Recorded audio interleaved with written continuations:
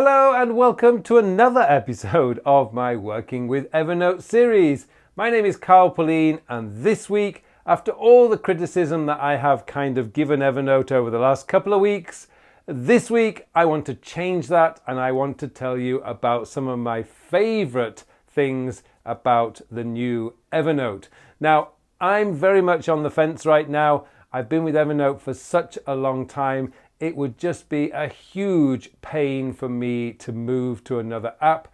And I have spent the last 8 or 9 months researching different notes apps. And really, at the end of the day, there are some very strong features in Evernote that I just have got so used to using over the 11 years that I've been using Evernote that it would be a shame just to let go of them because just 1 or 2 features are missing, which Evernote have said they will be bringing back in future updates. So that's what I decided to do. This week I want to focus more on the positives and some workarounds that I found that you can use just to get some of those features that broke workflows, particularly my workflow when I updated to the new Evernote 10. Now, if you do get any value from this video, then please help me by clicking on that like button below. And if you haven't subscribed to my channel yet and you want to get all the latest tips, tricks and news on using Evernote, and I promise I will bring out more videos in the coming weeks on some of these new features that Evernote are bringing out or old features that are coming back, then please subscribe to my channel. Okay, let me take you into my Evernote now and I will show you just some of the things that I've found that will help you to work around some of the missing features in Evernote. Okay, so what we're going to do now is have a look at the things that I really like about Evernote, the new Evernote.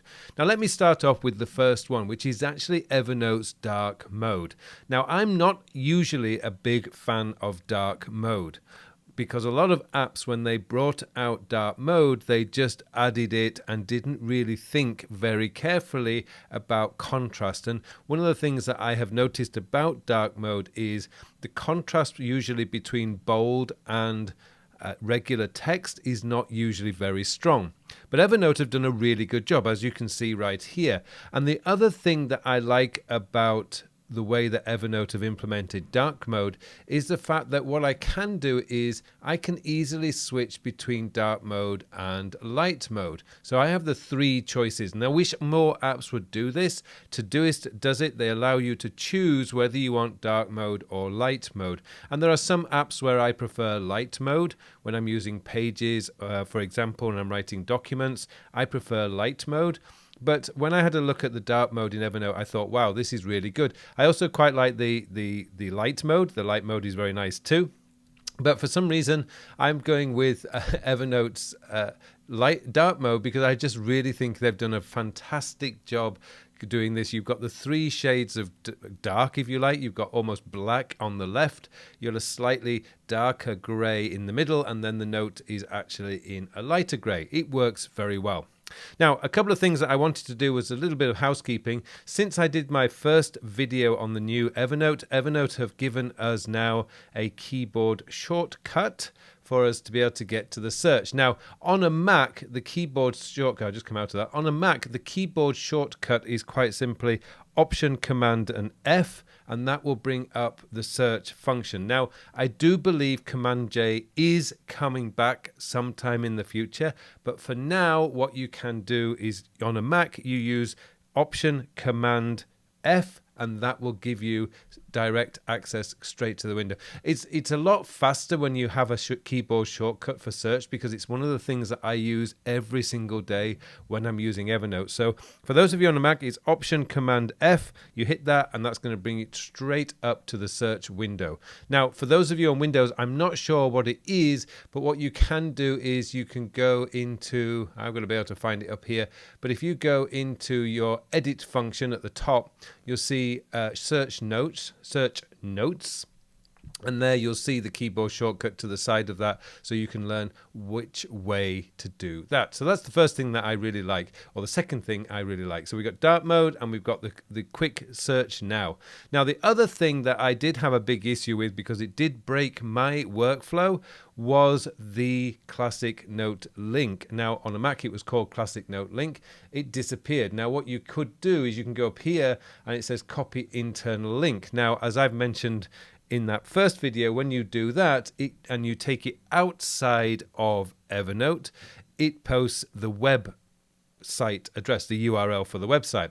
But what you can do, and I'm going to take this note for example, you can paste it into another note and you'll see that it changes. And what happens is you actually get the Evernote link, and from there you can actually you can copy. If you click on edit, that's it. You can click on edit. You can then copy that, and then I can just cancel that, and then I can go to another application. So I'm going to go into Apple Notes, because that's probably the easiest way to do this. Let's go to Apple Notes. Let's go into Notes and create a new note right here. And if I copy paste that, you'll see that I've got the Evernote link. When I click on that, and all I have to do now is, if I click on that, it will open up the note. Now, you didn't see that, but if it will open up the note in the Evernote application, which is what I use as part of my workflow when I'm working. So I would have a note which says continue working on this project, and then I would have a link directly to my project note. So this is where you can actually get your Classic Note link. So you click on you click on edit. It's a workaround. Hopefully Evernote will fix this and give us back our Classic Note link. But even if they don't, we do at least now have a way of getting the direct link, which is absolutely fantastic. So thank you very much to Evernote for that, because that was one of the big things that broke my system. And it's not too much of a workaround. I mean, I don't do this with every single note, so it's not a huge issue for me. And overall, I do like the actual the way that Evernote has done this. They haven't changed it too much, so it doesn't become an unfamiliar app. It works. I haven't had any problems. I know there are people out there who have lost notes when they've done the transition. I've been very fortunate. I haven't lost any notes, but those are a couple of the things that you can use to actually get the workaround for your Evernote. And these are the things that I really like about Evernote. So that's the only other issue that I have. You can still drag and drop. I can drag these into here. There's no problem, and it works very well. And it's already prepared on a Mac for Mac OS Big Sur when that comes out. So you can drag and drop. That's great. That's all coming. Your shortcuts are really cool. They're all working there.